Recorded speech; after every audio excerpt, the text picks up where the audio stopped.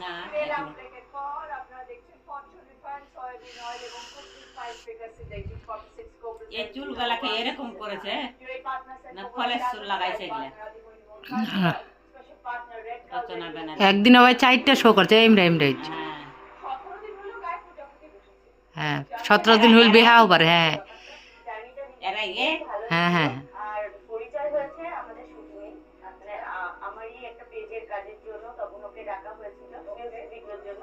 তো যেখানে আসে সেখান থেকেই ওর সাথে পরিচয়টা হয়, শুধু তখন বন্ধুত্ব হয়, পরিচয় হয়। তারও মনে হয় প্রায় 8 মাস 9 মাস পর মানে দুজন ব্যাপারটা ফিল করতে পারি। ফিল করার পরেও ব্যাপারটা অতটা মসৃণ ছিল না। কতলাটি সেন্দুর মাথায় দিয়েছে বাপরে করা লাল। হয়েছে আমার পরিবারের তরফ থেকে। মসৃণ ছিল না, তার কারণটা আমি বলছি দিদি। বেসিক্যালি আমি কলকাতার ছেলে নই, আমি হচ্ছে পূর্ব বর্ধমান জেলার একদম রিমোট একটা এরিয়া থেকে বিলং করি। আমার বর্ধমান পড়াশোনাও ওখানে। তারপরে কলকাতায় এসেছিলাম যে অভিনেতা হওয়ার একটা আর্টস নিয়ে। তো এখানে আসার পর আমি থিয়েটার করি, প্রফেশনাল থিয়েটার করেছি প্রায় 5-7 বছর টানা। তারপরে 2019 থেকে টেলিভিশনও করেছি। কিন্তু কোভিডটা আসার পরে একটা বিরাট ডাউনফল আসে। আর কোভিডের পর আমার পরিচিতি যেহেতু তখন অতটা বাড়েনি মানুষজনের সাথে, যাদের সাথে যোগাযোগ করা প্রয়োজন, কি হলাম যে আমি পুরো জবলেস হয়ে পড়লাম।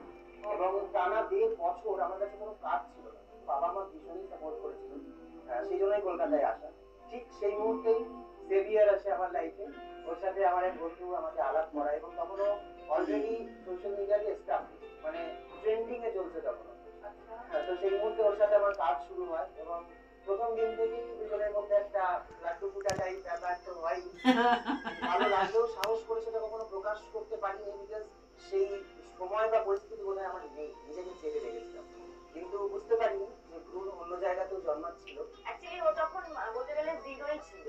তো তারপরেও আমাকে বসিয়ে তখন যখন আমি ওকে বলেছিলাম যে আমরা এটা নিয়ে ভাবতে পারি, আমরা এগোতে পারি জীবনে, তখন ও আমাকে মানে বসিয়ে একদম ঠান্ডা মাথায় ওর সমস্ত সমস্যাগুলো বলেছিল যে দেখো আমার এই এই অবস্থা, মানে যেটা কখনোই কোনো মেয়ে চাইবে না।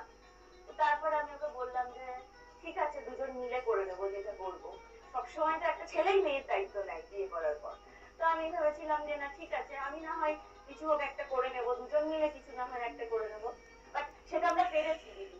যবে থেকে আমরা মানে দুজন মিলে কাজ শুরু করেছি সেখান থেকে টুকটুক করে এগোতে এগোতে এগোতে এগোতে এখন আমাদের অল ওভার সোশ্যাল মিডিয়ায় 7 মিলিয়ন 70 লাখের ওপরও ফলোয়ার্স রয়েছে আমাদের।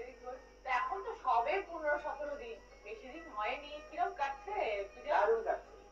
পরিবারে কে কে আছেন? আমার পরিবারে তো বাবা মা, আমি সিঙ্গেল চাই। তুমি তো বর্ধমানে থাকো বললে, হ্যাঁ, হ্যাঁ। এখন কলকাতায়